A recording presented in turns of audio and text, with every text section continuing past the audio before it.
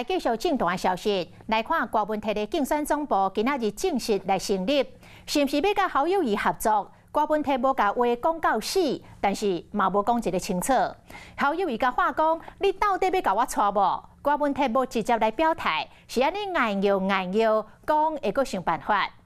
即摆国民党的主战派有一寡声音，讲这个若无法度合作，安尼就同归于尽。郭文泰讲，国民党这半年来拢咧甲伊情绪恐吓。经过一个晚上，有没有考虑要结婚哦？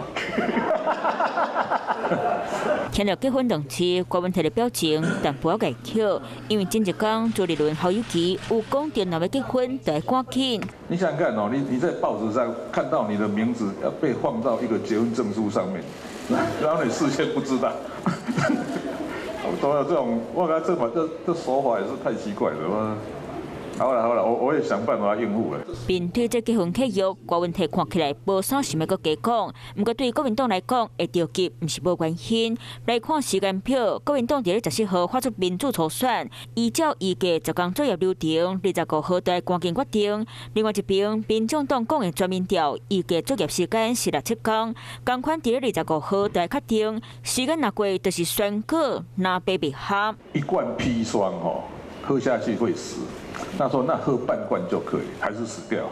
伊的意思就是无按什么听国民党的民主初选，若敢有机会后果配合。像这也是情绪勒索。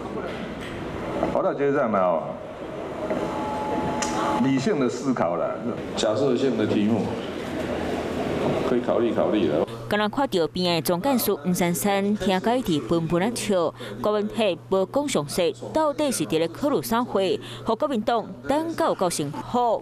Hello， 我是庄慧琪，想要抢先掌握最及时的新闻资讯吗？赶快订阅、按赞、开启小铃铛，锁定华视新闻 YouTube 频道。